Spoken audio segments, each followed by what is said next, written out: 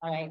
And for one of our most fearless leaders at the Historical Society, I am happy to introduce you to Barclay Kopchak as she goes through her presentation on my small town life in the wake of a big oil spill. A round of applause for the president of the Cordova Historical Society. Hi, good morning. My name is Barclay Kopchak. I'm sure Ashley meant to say that. And I'm proud of all of you for coming out at 8:30 on a Saturday morning after a pub crawl to come hear me. And I'm going to do my best to see you on through the morning. Usually when I'm up here, I'm talking about plays. So I'd like to let you know there will be a farce presented at the end of February by Stage at the Tide. Those of you who care to audition may come back in January. If you come, you generally get cast in a role. So I am a child of suburbia. I grew up in New England and largely on the East Coast. And my first encounter with Alaska was reading about the 1964 Good Friday earthquake in the National Geographic when I was a 4th or 5th grader.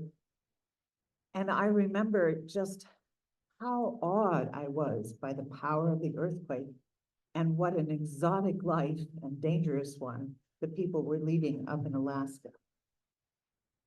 I went to college in upstate New York and then on to Northeastern Law School in Boston, which had an internship program for work experience instead of grades.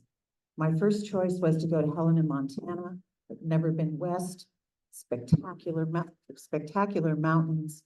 This was wild. Why not try more? And indeed, I then tried Anchorage, Alaska. There were 3 moose by the side of the road my first day going to work. I met a 26-year-old judge. I met people who'd helped write the state constitution. These were not the kind of people I was able to meet back in Boston. This was something different. And so I decided that I would move to Anchorage, and it came in 1979. I worked for the Attorney General's office at the Alaska Public Utilities Commission and was living down in Bootlegger's Cove in Anchorage. At some point, en route to the laundry room in my apartment building, I met this guy, little off the wall, pretty exciting, named RJ Kopchak. And well, one thing led to another, and he invited me to come visit Cordova. Now, I knew nothing about Cordova, but you know, I was willing to give it a try. I found out it was the home of the ice worm, a very small creature which seemed to have an outsized impact on the town. There was, oops, there we go. Oh dear, go back. All right. They had a whole festival devoted to it. It took me a while to appreciate why high school girls would want to vie for the title of Miss Iceworm, but you know, you can get used to these things. This is RJ down in the lower left, presenting the iceworm head that he designed and built. The newer one in the upper right is a little bit tamer. But it was blue skies, sunshine, incredibly friendly people. Why weren't there more people in Cordova? I went back within a month for another weekend. Blue skies, sunshine. What a great guy. I made a decision. I would move to Cordova. Now, RJ's house might have been a bit disheveled. He might still have been thinking about Christmas when it was iceworm.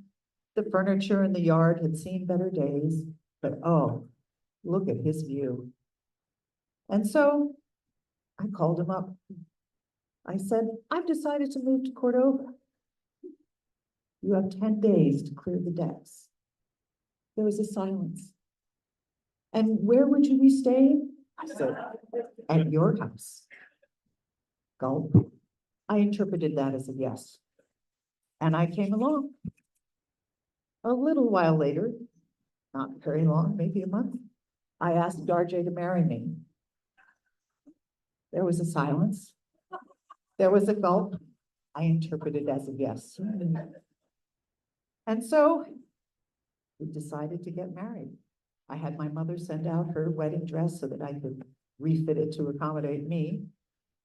I sent out invitations to friends and family on the East Coast, and RJ picked out all sorts of Cordovans, many of whom I did not know, to come to our wedding party. I also put on an RSVP. He did not know that in Cordova, that's a social faux pas. It makes people feel anxious. I got 4, 5 responses. The rest was mere speculation as to how many people would come up. Fortunately, the Seiners strike was lifted the week before the wedding, so we didn't have all the Seiners in town, and we could feed everybody on the potluck dinner, the donated salmon, the wedding cake that we traded Diane Joka TV for, and friends who had brought down buns and flowers from Anchorage. Our wedding, we were married in the old courthouse, which is now the Forest Service, and our wedding reception was in an empty fiberglassing warehouse out at Prince William Marina. The morning of the wedding, I handed a couple rolls of crepe paper to friends and said, do something. They kind of draped it. RJ had prepared some 55-gallon drums as grills, and he demonstrated his filleting techniques to the crowd, which loved it. My best friends from high school, who had not RSVP'd, showed up to surprise me. So here's Bill Nye, the science guy, my high school and college buddy, admiring RJ's filleting technique. Who says we aren't fitness? My family from the East Coast adapted beautifully. They too were excited at this different place to be, and were pleased to see that I had found a place I was meant to be.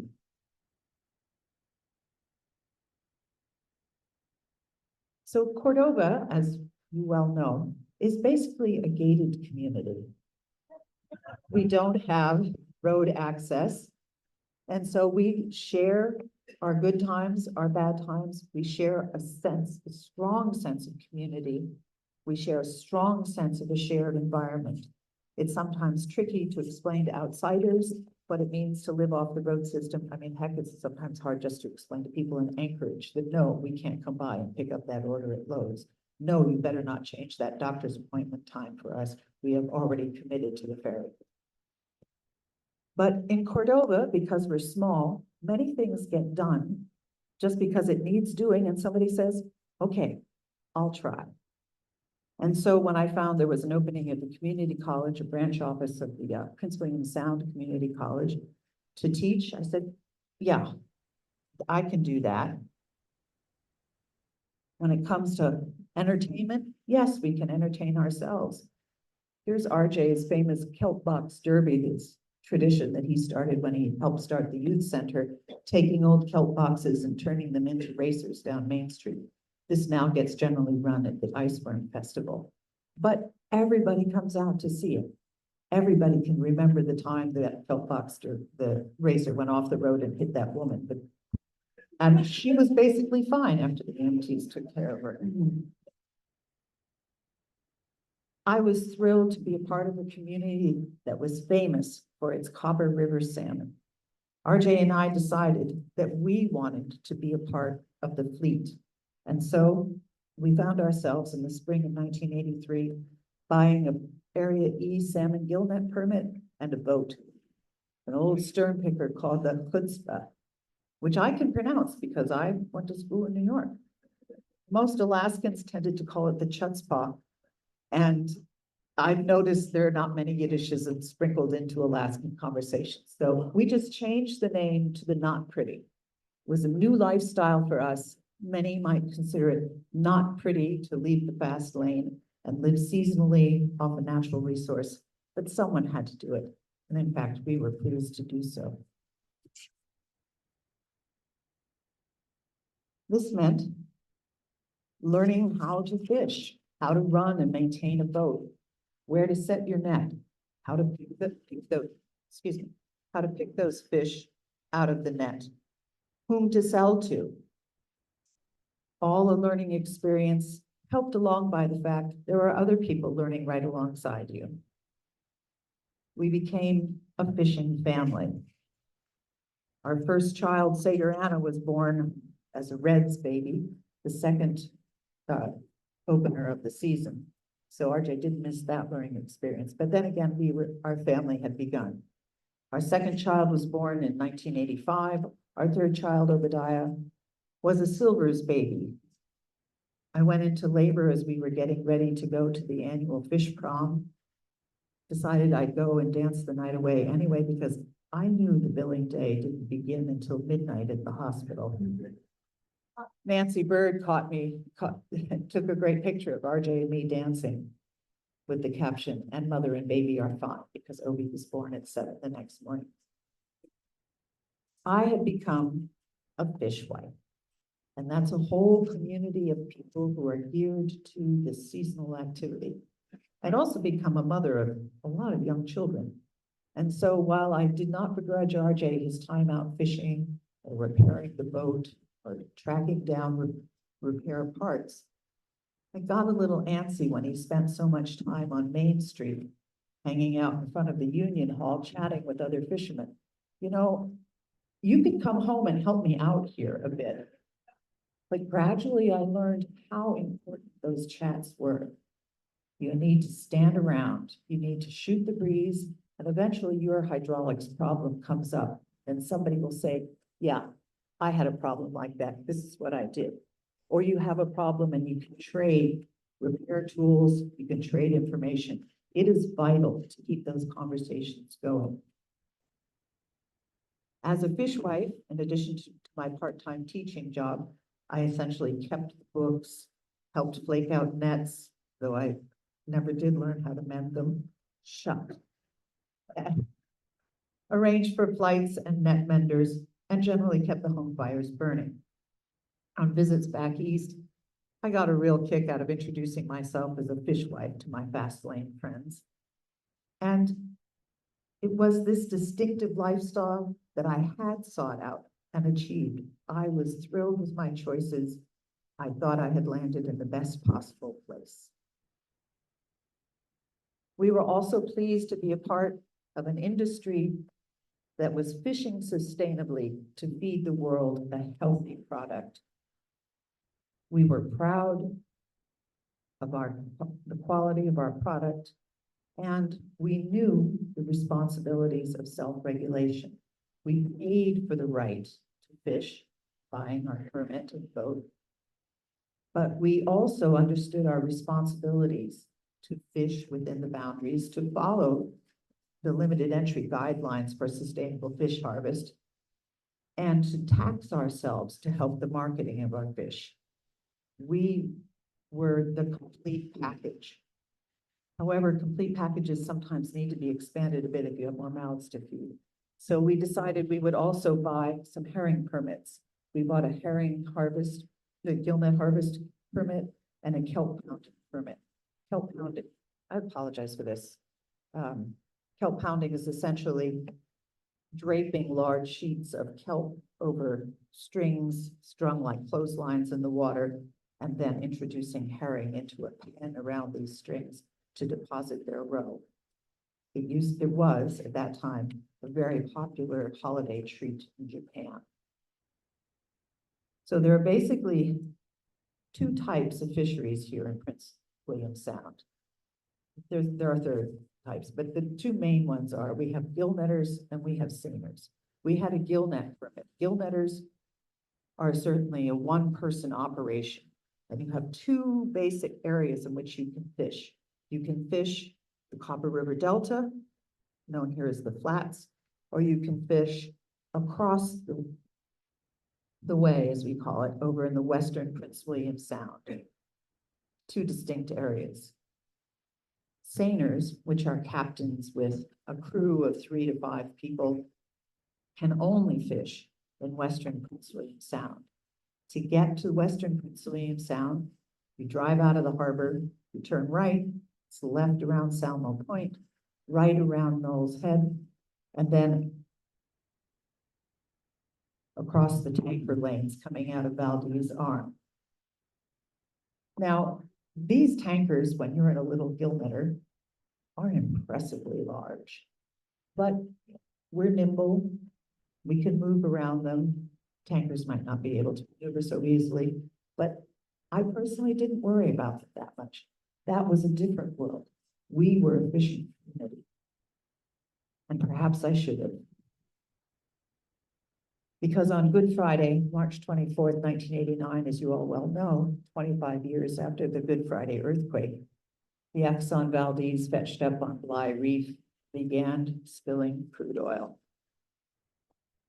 This was, needless to say, shocking, unbelievable, and devastating.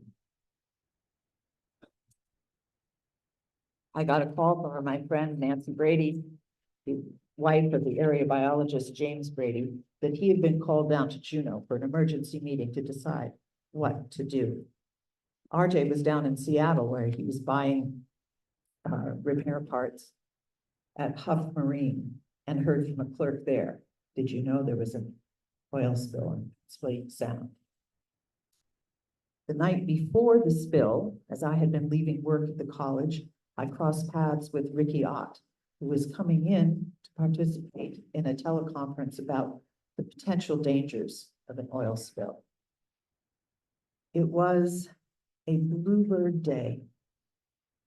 Blue skies, sunshine, and yet something terrible had just happened to our world. We expected that there would be immediate action. After all, Exxon was going to had taken on the responsibilities for oil spill prevention and emergency planning in return for the right to haul oil through Alaskan waters. We believed them. We shouldn't have. There was no equipment ready. There was no command structure. Nobody knew who was in charge. Fishermen immediately began gathering at the Union Hall. This time their conversations were less desultory.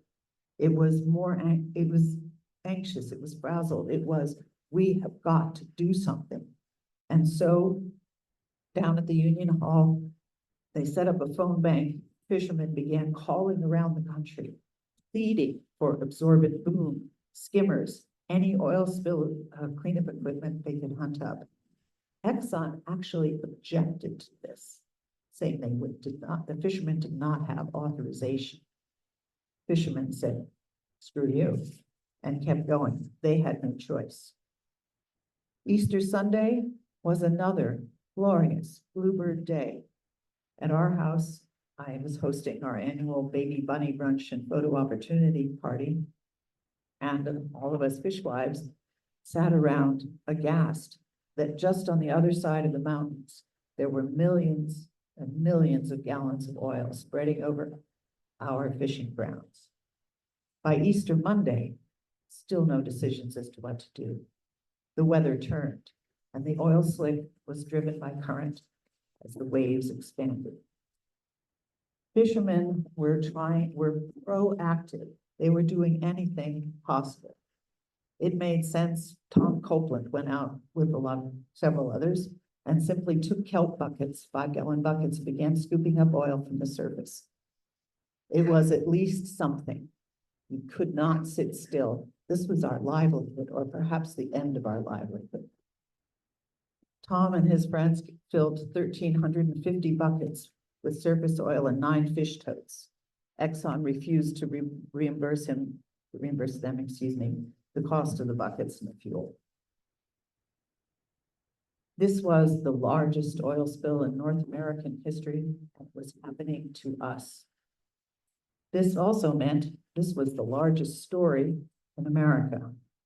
There was intense and immediate attention from lawyers and the media on little old Cordova. There was a town meeting held at the high school, of course, packed to the gills, as placating Exxon officials tried to talk to us and tell us not to worry. I remember Robbie Maxwell in particular yelling out, we had a beautiful sound. How come it looks like shit now? Nobody took offense at the language. And Exxon Representative Don Cornett told us we were lucky it was Exxon. If it took scrubbing individual rocks with toothbrushes, they would do it. He described the 10 to 12 skimmers already at work skimming up surface oil. But the toothbrushes remark told us that there was, in fact, no plan, despite Exxon's assumption of responsibility, no plan of action. Friends and relatives, many of whom we had not heard from in years, began calling. Are you all right? What's the story? How's it going? It's interesting when the first 5 people call, but when they keep calling, you say, just turn to the TV, because there we were on national TV every night. There's Mike Weber giving a soundbite. There's Mike O'Leary.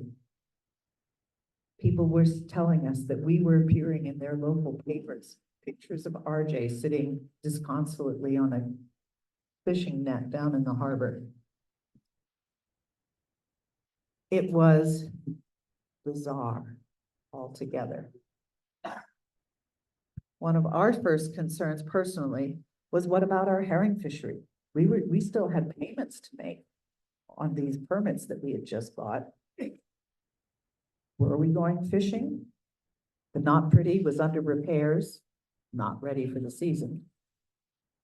And we just lived in limbo.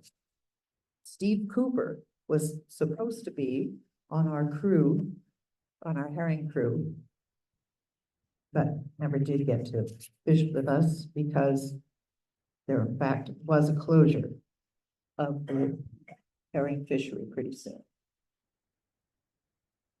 RJ, John Bocci, and I chartered an airplane the week after the spill to see for ourselves what was going on out on the Sound.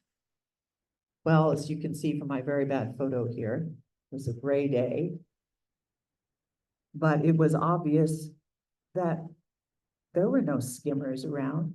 Maybe we saw 3 or 4. If you consider this stage here, the Sound, we saw 3, maybe 4 skimmers tracing little, magic marker sized cleared paths behind them. That was not going to clean up this enormous area of spilled oil. That was obvious. Exxon was lying to us about the existence of these skimmers. We could see from the air sea mammals, otters, seals, sea lions, huddled on rocks trying to avoid the oil and the sheen everywhere. We returned to town, wordless. It was too much. I went to go shopping at the grocery store downtown, and Rocky Stone, an artist and rather sensitive woman, and whose husband was a gillnetter, came crying to me across the street. In front of the Union Hall, somebody had placed a cardboard box filled with oiled birds, dead naturally. She was in tears. I get tears thinking about it. What had happened to our pristine environment?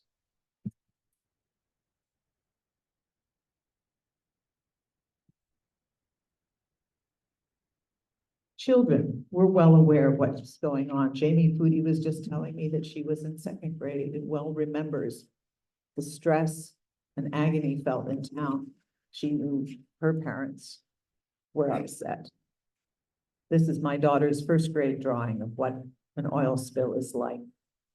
And yes, she has a little stamp in the corner with the bow and the lips and everything. But basically the idea is that kids knew how worried their parents were about their future.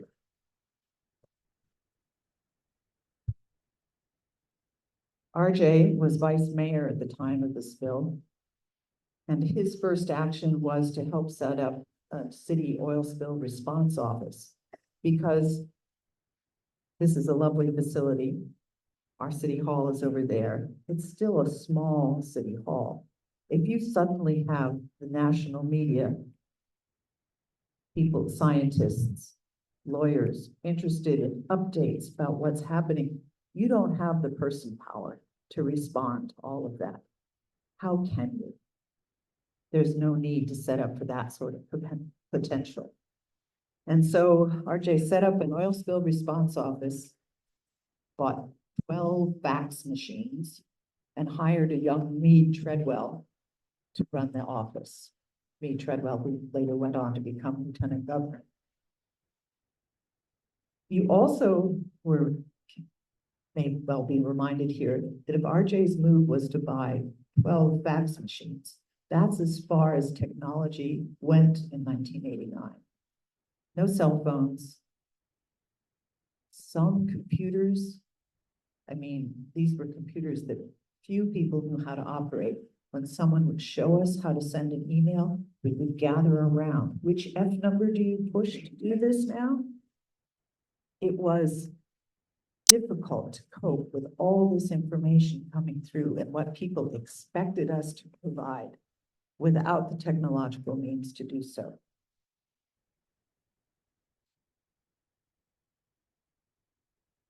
And so we continued looking for boom and looking for answers. How to stop the drift? Should we boom off the bays?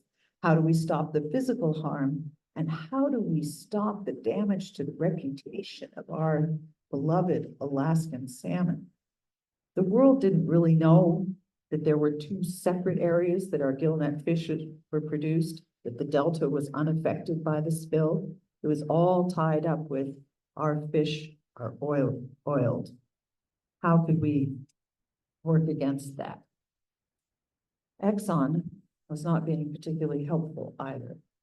They were stonewalling. They were not providing answers. I wrote a letter to Newsweek, which was actually published, and complained that we were a small town trying to fight Exxon with bake sale money as we paid for our phones, tried to advance money for booms and other things. But amazingly, and this is my recollection, Exxon paid for a concert.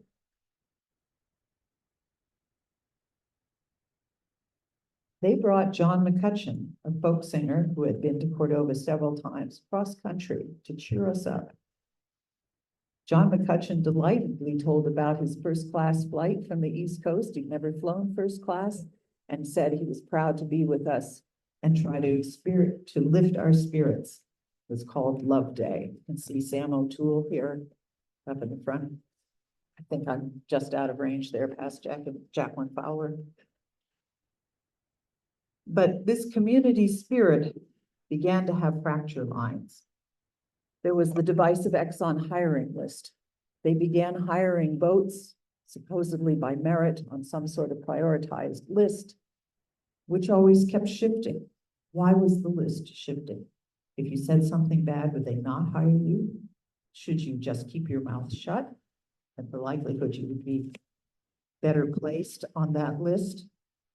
Connie Taylor, who's a councilwoman with a shop down by the little Cordova bakery,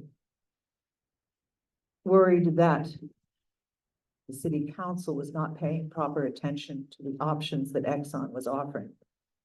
She felt that 3 council members were making decisions too quickly, anti-Exxon decisions. And she charged these 3 council members with violations of the Open Meetings Act. These 3 council members were Bobby Van Brocklin, Jeff Hawley, and RJ Kopchak. The cities had to spend over $1 million defending them. Thank God they did defend them. We didn't have the money for a lawyer. And Connie never said which decisions had been affected by this, what she thought were secret meetings someplace. Finally, the day before the trial was scheduled and the judge was in town, the judge demanded that Connie Taylor come up with an example of what decision had been made too quickly. She couldn't. The suit was dismissed. Connie Taylor had also rented out the first floor of the building behind my little bakery to Exxon for its claims adjusters. And it soon became apparent to members of council that Connie Taylor was sharing information from executive sessions with her renters.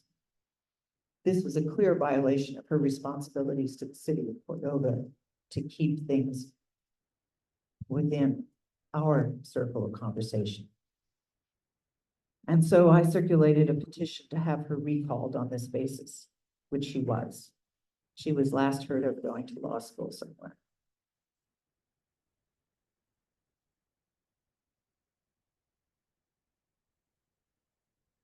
And so the lawyers and the media just piled up. This is our truck with a harder to see, a no Exxon on the back. The Killer Whale Cafe, situated where the brewery is now, filled up with lawyers trolling for clients. Indeed, media came there too. It was a social gathering place and reported on the latest joke in Cordova. How many tanker captains does it take to cause an oil spill? 1 in a 5th. I was approached by lawyer friends back in Anchorage, and I turned my classroom into a branch office of Birch Horton, Bittner, and Monroe. College was glad for the income. I was nervous, but I too wanted to help sue fishermen's claims against Exxon. So I processed herring claims with the claims, and the claims adjusters kept assuring me that they understood that they understood our problems because they were all bass fishermen, which rang particularly hollow. I think I'm a little uncomfortable. Here we go. Okay. And so day by day, we watched as our town filled up with strangers and at the national news, which showed how the oil spill was spreading and spreading and spreading, and that other fishing grounds were involved. There we go. Marlene Moffat, our kindergarten teacher, had it with this corporate responsibility, quote unquote. And she told me recently, I didn't realize this, that she came up with an idea for a bumper sticker, Prince William Sound Screwed, C-R-U-D-E, while she was in the shower and had it printed up for town. We wanted the president to come visit Cordova, visit Prince William Sound and see the damage and commiserate with us. He never showed up, but he did send his vice president. 12 Cordovans were allowed to meet him out at the airport. So RJ and Rick Steiner were part of those 12. RJ introduced himself to Dan Quayle saying, "Mr. Vice President, I'm the vice mayor and like you, just a heartbeat away from power."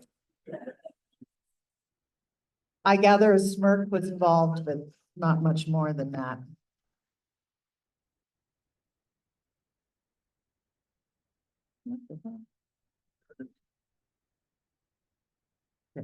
Oh. There we go. But running this office was a treadmill. It was meant to be a part-time job. I already had a part-time job, but it began to fill my life and make me wary of encounters with any more lawyers because they tended to talk down to me. I was here in Cordova, they were going to save us. I didn't really know what was going on. I received a call from Tim Patuminis, who was a Birch Horton lawyer on a speaker call from his office in Anchorage. He told me the room was filled with Exxon lawyers. Oh, great. They wanted to know why I had provided no receipts for the herring fishermen's costs, which were going to be deducted from any final award. Well, I might not be a high-powered lawyer, but I was a fishwife, and I know that you never underestimate your costs when you're telling the IRS how much you make. You want as little income as possible and its cost to be as high as possible. The Exxon lawyers thought for a moment. The call ended. I didn't have to provide any more receipts. That was a small victory for them. But people kept calling me till 10 o'clock at night. I couldn't go grocery shopping. I couldn't go to the post office without people wanting to know, how were those herring payments coming along? What was the schedule?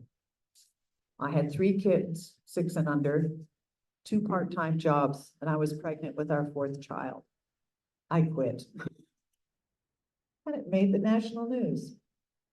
Picture me, a disconsolate me, trying to play cat's cradle with Sager on the bench in front of the killer whale. Went across the country. Relatives wanted to know, is it that bad? Yes. Media folks from around the country, excuse me. So I was replaced by the aptly named Patience Faulkner. The position was changed to full-time, and she carried on with the herring claims. I retreated to the East Coast for 3 weeks, away from the tumult of the media and the lawyers. The world showed up and needed people to interview. If you're a town of 2,000, you keep coming back to the same people over and over again. What is your responsibility as a citizen? How much time do you give them? Is it going to help? All questions that are hard to answer. But it soon became apparent that it was not just an oil spill cleanup. It was a PR campaign that Exxon was going to conduct against fishermen. This is a print from Dennis Keel, our recently retired curator of the museum, expounding on the filthy lucre of Alaska's petrodollars. Fishing boats were hired at $1,000 a day. Many of them just to go out to the sound and stand by. Kids all knew about their parents' $1,000 a day contracts. It's a number that rings profoundly in little ears and in people's bank accounts as well. But we soon decided it was a technique designed to keep the fishermen out of town. So you didn't have volatile fishermen yelling at Exxon at meetings. They were out on the sound, quiet.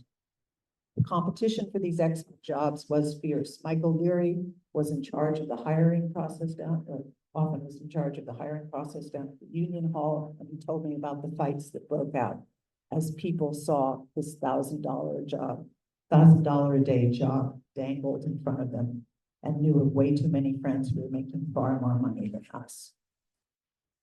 Those who stayed on shore to volunteer, to coordinate the city's response, frankly began to resent those who were able to fund their retirement accounts with Exxon Pay. But occasionally all this tension had its lighter moments. Because I speak French, and some journalist found out about it, I received a call from a woman who said that she wanted to, we had a conversation in French, that she wanted to do an interview with me. I said, well, fine, but I can't do this over the phone. My French is good, but I need some visual clues, some facial expressions, some hands before I have an interview. Bon. Well, in the midst of our spaghetti dinner that night, there was a knock at the door. I went over to open it, and there was this blonde of a certain age, casually chic, with 2 men with her. One with a large TV camera, one with a sound boom. I said, je pensais que vous étiez un journaliste. I thought you were a journalist. Oh, madame, c'est la télévision. It's television. Avec son, with sound, she pointed to the sound boom, et image, and image, and she pointed to the cameraman. Really? Even in rural Alaska, we have heard of television, but thank you for explaining it to me.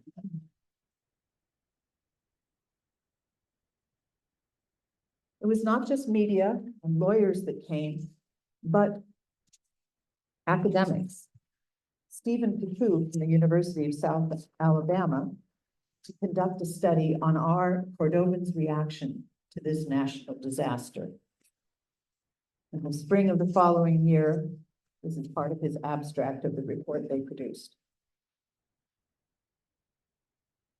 The The data analysis revealed that significantly more social disruption was experienced in the impact community, that'd be Cordova, from comparisons to the control community. Specifically, social disruption of future plans and work activities were more pronounced in the impact community. In terms of patterns of post-traumatic stress, impact community residents experienced more trauma in terms of having more recollections of the spill, behaviors that reflected the avoidance of stimuli associated with the spill, and a general diminished responsiveness or numbness. Comparisons were found not to be statistically significant in the analysis. These findings suggest a maximum amount of social disruption resulted from the Exxon Valdez oil spill in the impact community. This disruption and continuing observance of extreme ecosystem stress produced high levels of post-traumatic stress existing 5 to 8 months after the spill. Given that previous research indicates that man-made disasters manifest long-term social psychological impacts on communities, continued monitoring and programmatic responses to these findings are needed. Well, it didn't take a scholar to tell us we were stressed out, but Stephen B. Koo continued to evaluate the Cordovans' response to the spill for 20 more years. The survey would arrive every year. Are you still feeling the pain? What do you recall?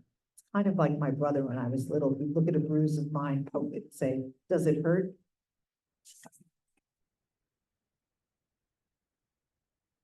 But what was the world going to do about the spill itself, not just our psychological condition? There was, as I said, no plan. While Don Cornett had told us about scrubbing rocks with toothbrushes, the first response was actually hosing down beaches with hot seawater. Eventually, it was decided this technique merely drove the oil deeper into the beach.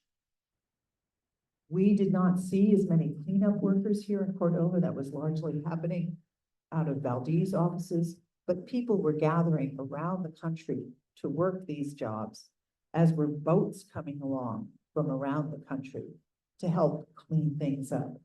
The money was very attractive.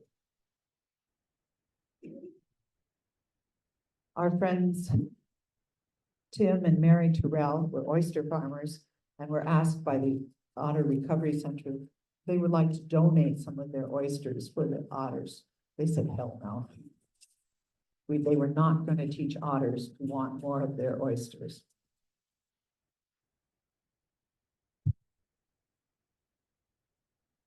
Even prior to the oil spill, RJ had been meeting with Rick Steiner, the Marine Advisory Extension agent, and others to talk about the need for baseline data of the biology of the sound, the biota, I guess you call it. And had come up with the idea of creating a science center. Well, in spring of 1990, that actually came to fruition. Steve Cooper's ties to the sound proved invaluable. He made sure that $250,000 was allocated to help transform the old ice house at the harbor entrance there into some sort of an office. Here you can see my husband RJ with our son Obi, and then the perennially young Nancy Bird there on the left, who came to run the center along with RJ. But it should be said that these were very modest beginnings. This was RJ's desk. You can see the technology, a fluorescent light, a touch-tone phone with a cord. Small starts. And of course, when you have so much stress, you begin to react with a certain amount of black humor to the situation. And so every year for about, 20, 25 years, we hosted a birthday party for RJ, who was born on February 29th. So who celebrates on birthdays? The Mad Hatter. So we had Mad Hatter parties, and everybody would come with clever and then cleverer hats. In 1990, Bob Pugwell here is wearing a construction hat with toilet paper full of dollar bills rolling off the back to indicate Exxon's money going to waste and to no good place. Bob Pugwell's wife, Liz, starting Baja Taco here. And then, of course, I don't have a direct picture of it, but in the middle there, you can see Nancy's husband, Carl Becker, with a giant model, cardboard model of the Exxon Valdez. Up on the bridge was a dollar bill. George Washington was driving the tanker. The entire bow section was covered with tin foil with the special reservoir tip at the front. This was Exxon's safety plan.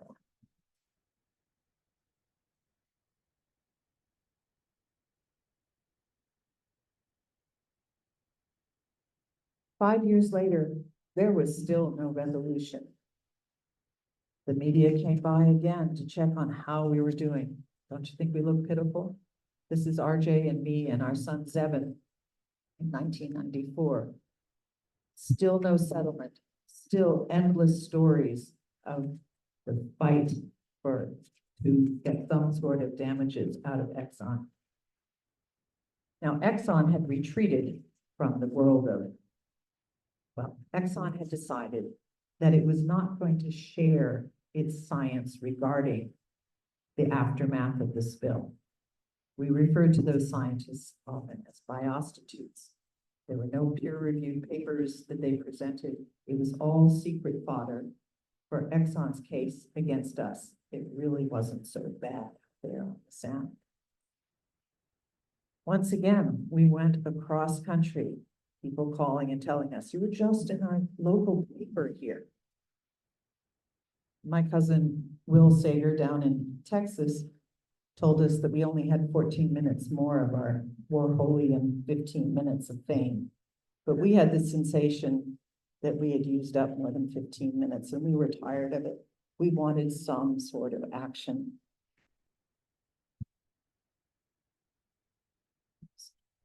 Mike Weber, a fisherman and local carver here, had it as well. He carved the first shame totem in over 100 years to try and shame Exxon into paying up. He actually used some of his own blood to help tint the paint with which he painted this. And he quoted the apocryphal, well, it's not apocryphal because they said it, Exxon's statement that we will make you whole. Hell no, it still hadn't happened. Then there was talk about all the money Exxon eventually would be paying us. And however even-handed, sober-minded you try to be, in the back of your mind, you go, maybe someday they're going to pay up, that we will have some compensation out of this. The spillionaire term became very popular. But still, no results. Ricky Ott went and wrote a book about the toxicity of the cleanup efforts. She was a PhD in science and was able to specifically identify the harms done both to the ecosystem and to the human beings who tried to clean it up. I helped edit this book. It was such a downer. Where was an answer? It was a continuing fight to be heard.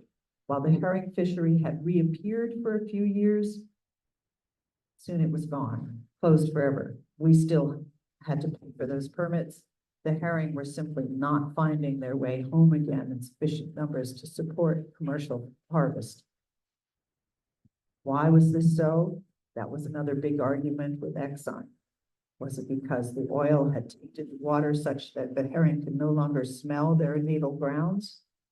Or was it simply a cycle of disease that was running through the herring population? We were all aware of the lingering oil. Many of us had jars at home of rocks, oil, to show anybody who wanted to ask. Yep, it's still there, They didn't get rid of it. It's embedded in the low action beaches. In 2006, Prince William Sound Science Center sponsored an essay contest for high schoolers. Our son Zebin was born the Halloween after the spill year. So we always count him as sort of a marker as to how long ago the spill happened. And Zebin was one of 4 winners of the essay contest who went with Ricky Ott back to Washington, D.C. to try and remind lawmakers and local press and perhaps politicians that we were still here. We still had not been compensated. It was still happening for us.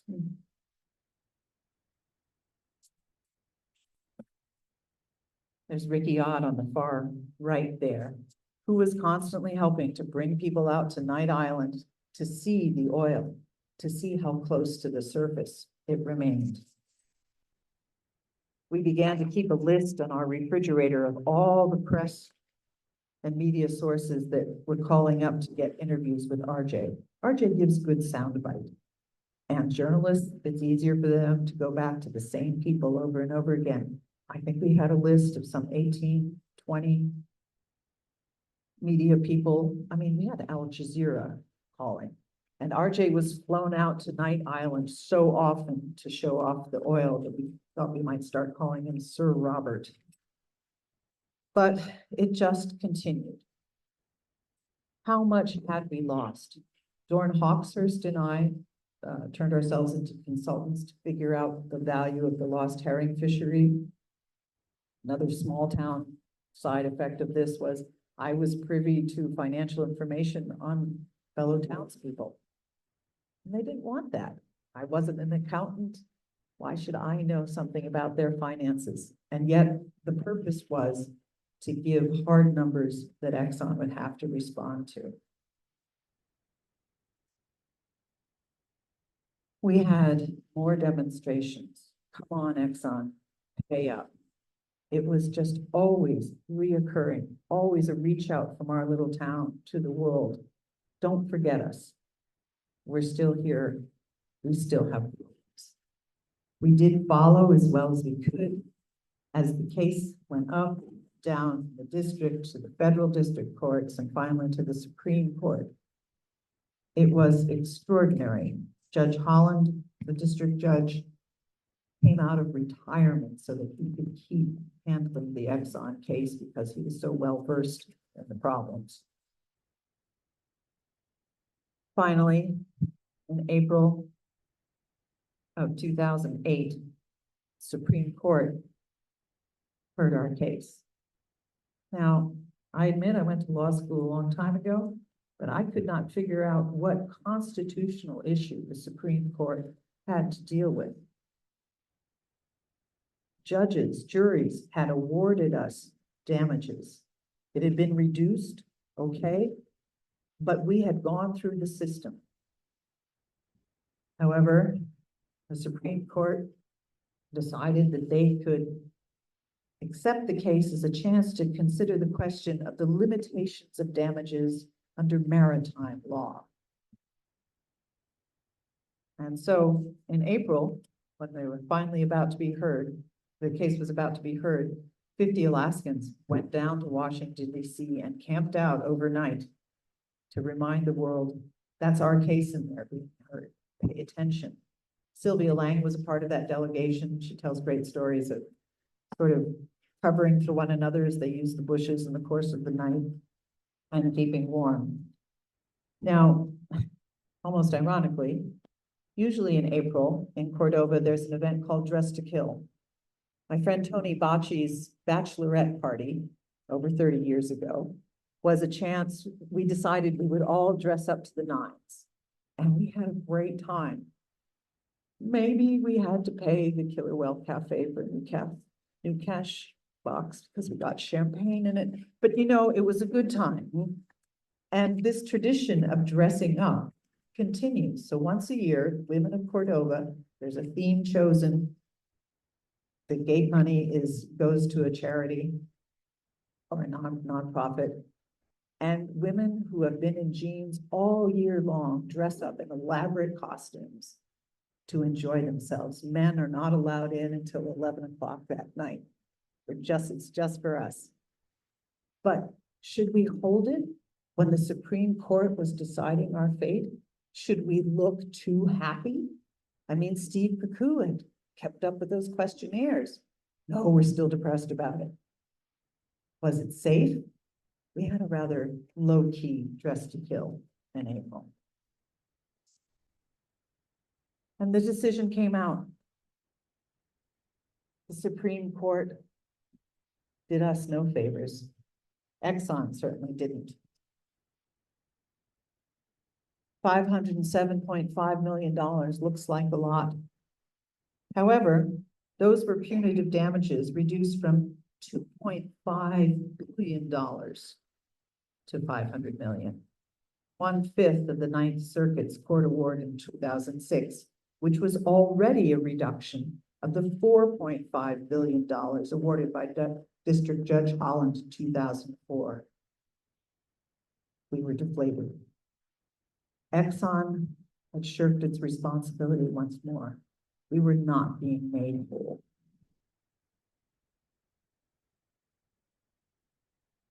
People outside of Cordova may not have heard of it, but you get people of a certain age, and they do remember the Exxon Valdez spill. And I always explain, yes, those were our fishing grounds that were ruined.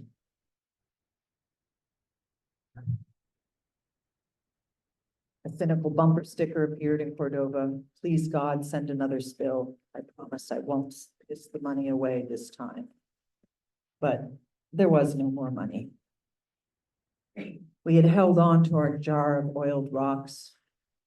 Were we really going to keep it anymore? How long can you linger over injury? I can't recall when our final check from Exxon arrived. I just knew that it was too late. Divorces had happened since the spill, money not divided. People had died, never having been compensated. It's not justice grinding too slowly. It's no justice at all. But I'm compelled as an optimist to look at some of the good that came out of the spill.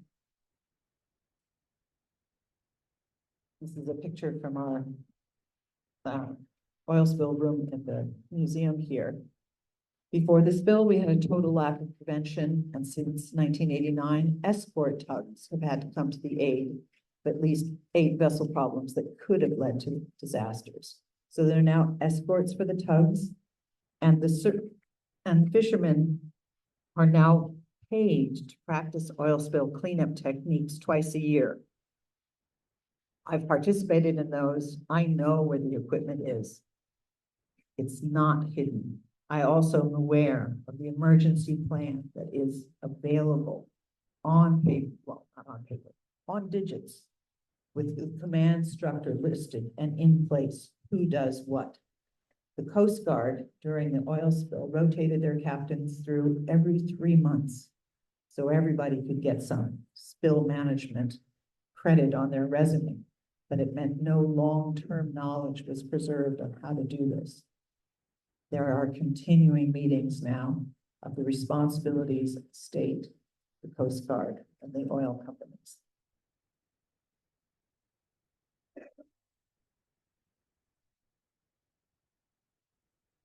However, in 2010, the news of the Deepwater Horizon spill hit me like a sucker punch. I thought, oh no, another ecosystem destroyed, more communities having to deal with the stress of the aftermath of a spill.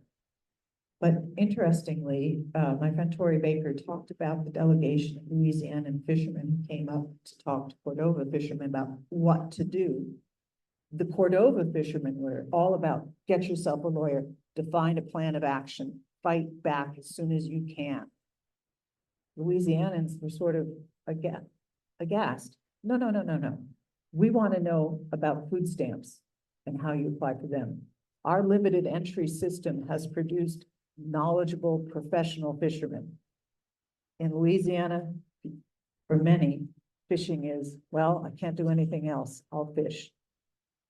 Not the same sort of sense of community, not the same financial circumstances that a limited entry system allows.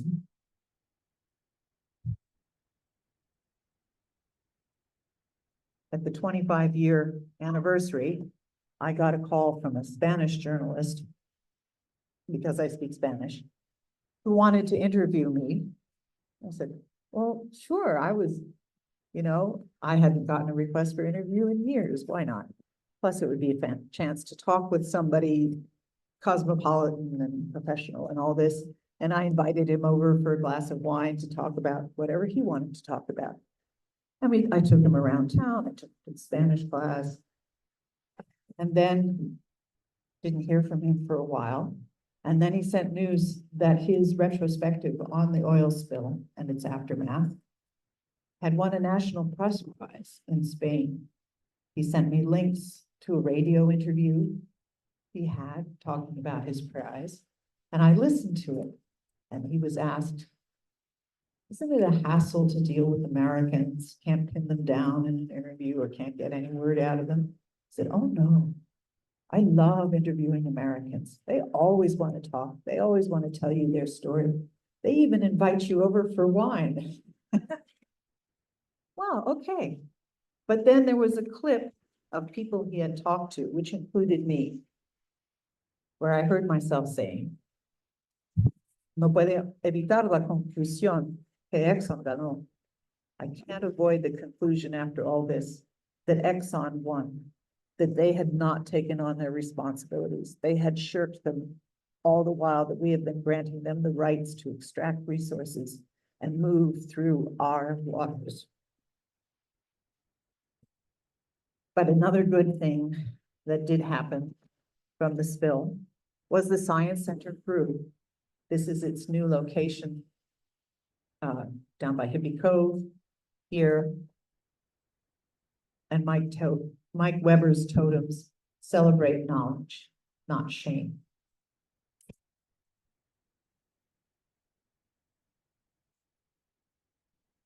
And 35 years after the spill, we're still here.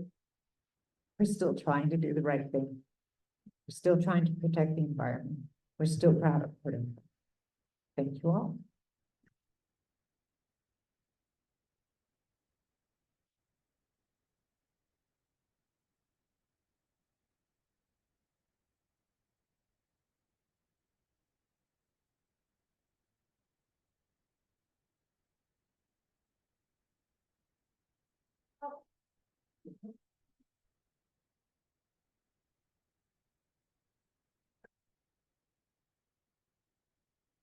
Oh, anybody dare a question after all that?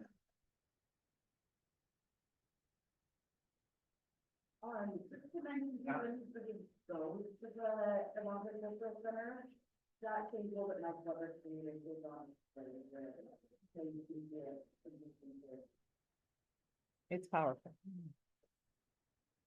Can you comment on how it character community, I would say, you describe it first thing before Cordova, your husband actually had to say talking statistically and things like did that kind of small town? It was a real divide between volunteers and those who had made a lot of money. Oh, sorry. It was a real divide between the volunteers and those who had made a lot of money. Would Exxon be deducting all the money they made from their final award? But gradually, it took so long to have any sort of result. You had to forget it. In the same way that you have to forget political differences here in town. After a while, I've still got to see you at the grocery store, the post office, and at the burn pile. And you just have to let some things go. But you can stay angry about it. You can also be made more aware of people's characters, some of whom insisted that they were not going to take any money, that they did not want to be a part of the lawsuit. But after years of talking about billionaires, they figured how to get back into the case. The money divided and united us all. Yes, in the back there. John. Yes. I really appreciate that talk. And of the understanding that Exxon has set aside money to identify green space for states that have been affected by the illness. And we set them aside conservation to protect. Are you familiar with? I am not familiar with this, no. We have $1 billion fund. Great Plains Trust and Anchorage is kind of the agent, goes out and identifies properties that have been damaged by the oil spill. No, I'm sorry, I don't know anything. Yeah. This was the $1 billion settlement that the federal and state governments did with it. And part of that fund was used for research. And a lot of it was funding the research center that was done, a lot of it done by the science center here. And another portion of it was done for habitat restoration and conservation. So Exxon did not set aside that money. They ordered even by the government as part of their settlement. The government. But this was separate from the people's claim. The people here was not part of the government. Yes, there were two distinct suits, and so for the people at home, just briefly, the $1 billion that Exxon was made to pay went to state governments and federal governments, excuse me, and various reclamation efforts and scientific research efforts, but that was distinct from the lawsuit for fishing. Yes, sir, in the back. You're welcome. It was hard going back through our notebooks and things to realize how awful that time was, to remember how awful that time was. A second time. How we think about it, how Cordova has gone decades, and hopefully beyond that. Because of course, you know, this is all part of the criminal pipeline system, and the bankers out there were originally putting together the business and all that. And Exxon, the individual oil company, then said, oh no, we're going to take over the still responsible staff. And you know, we're controlling what is the dominant owner of that system is only for that. So I just wonder over the years, obviously the next time changes, obviously that's not going to be what they did with their lawsuit with a story. And I wonder how people thought about that. So the question is about whether and how we view the other oil companies here in town, in addition to Exxon, who had all assumed individual responsibility for oil spill response and prevention. You know, I really can't think of a focused response to all this. I know my neighbor Ross Mullins was one who had testified against placement of the Trans-Alaska Pipeline and terminus in Valdez. He was worried about fishing potential harm to the fishing grounds. And because of that great view off of our cliff, I could look out the kitchen window often and see Ross being interviewed again about how he had warned us about this in the first place. But now there is more of a sense that the fishermen were able to make themselves heard to the extent that all oil companies have to have plans. And somewhat mollified, not completely obviously, but somewhat mollified by the actual plans, the dual plans put into place that we had input on. The fishermen started visiting the Shetland Islands to see their techniques for oil spill prevention, that true insider knowledge of how to set up a workable system has been applied. There's also a general cynicism that if another oil spill happens, we're screwed again. Yeah, no, you had you, anybody else ahead? Behind, different gray hair guy, oh, behind there, sorry, yes, Richard. So, traditionally, Cordova and Valdez have done sports comparators. How does the oil spill affect relations in general between, Valdez and Cordova as communities? How did the relationship between when the oil spill reflect our relationship with valve disease?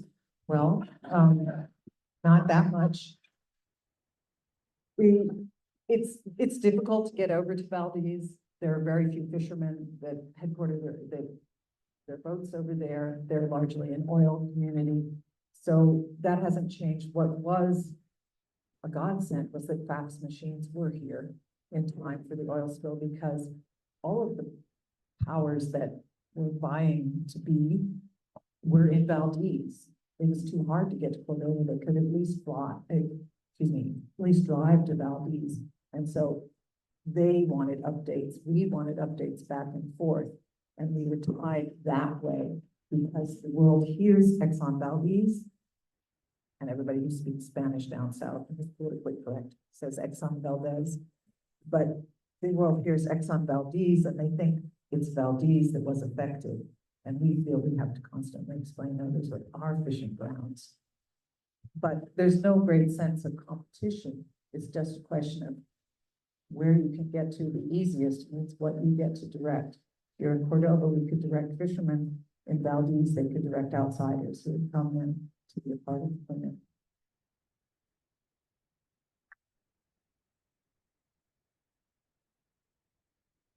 Yes, sir. How the school president, whether it is interesting silence, that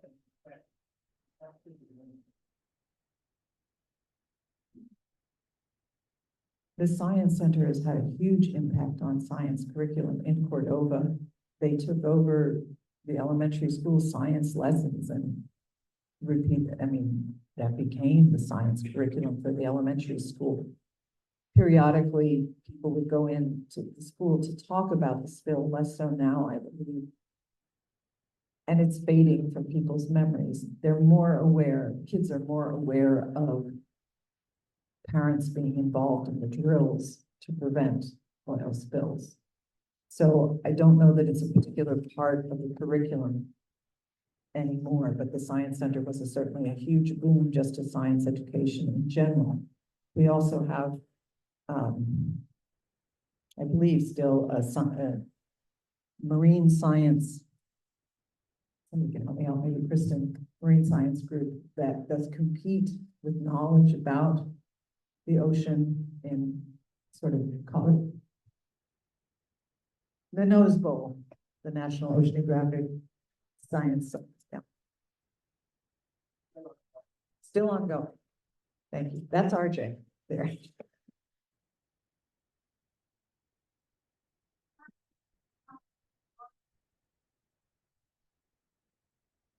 Yes, the Copper River Rock Watershed Project started by Ricky Ott and first led by Kristen Smith.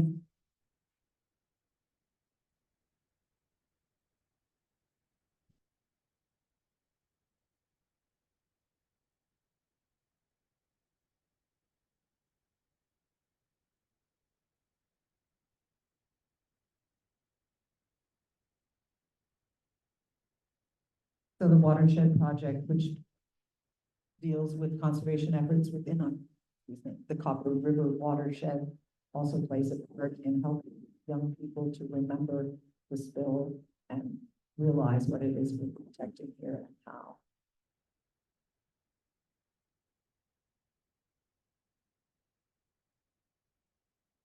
Yes, there's also the Prince William Sound Regional Citizens Advisory Council. I sort of narrowed my talk to what I knew about correctly. But as all of you know, here is part of the Historical Society. Alaska thrives on local volunteers participating in our own self-direction. We have, I think, in the nation, one of the highest nonprofit board participation in the nation. And it's a lot to keep asking of people, and we're grateful they do the work, but the Citizens Advisory Group does review the plans to make sure they're still up to date for spill prevention.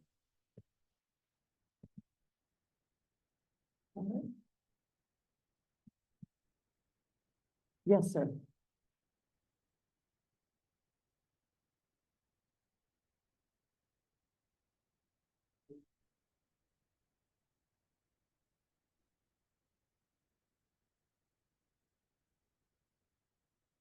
Well, the navigational structure was really in place. There's a big blinking buoy on Bligh Reef, and it had to do with the more inexperienced mate running the ship at the time.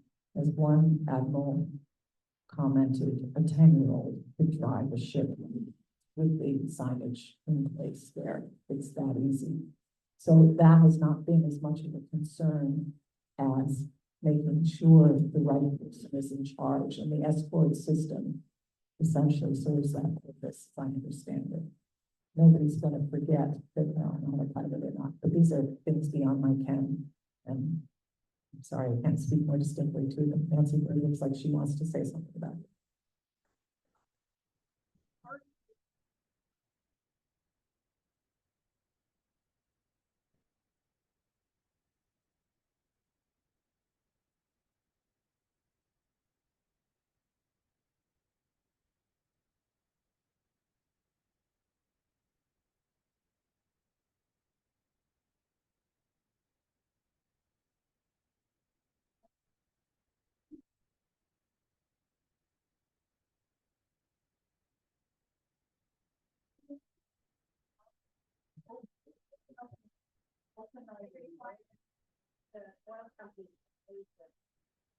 So organizations received about $3 million a year in polyester that helps them be able to have professional staff and hire resources and sort of be on the same level with the it's a lot of different things. Even with all the 20%, I know these still could you look at the weather out there today, and that's what it's not, can't possibly regarding when you allow something to so something is still happening, but hopefully it's not magnitude. Yes, yes, sir.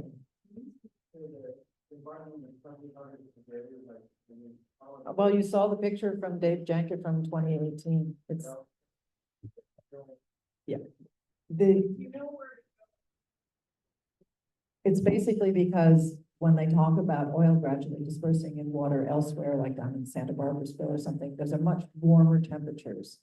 In our cold water, the oil just adheres to itself. It doesn't disperse.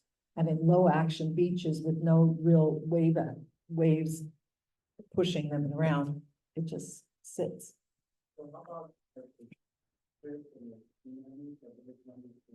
Yes. But except the mammals, yes, the herring and the killer whales, no.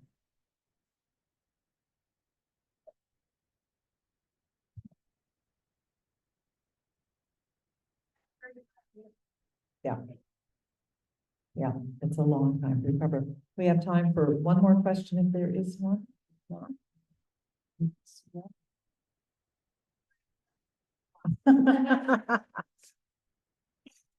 Well, thank you very much for your attention. I appreciate it.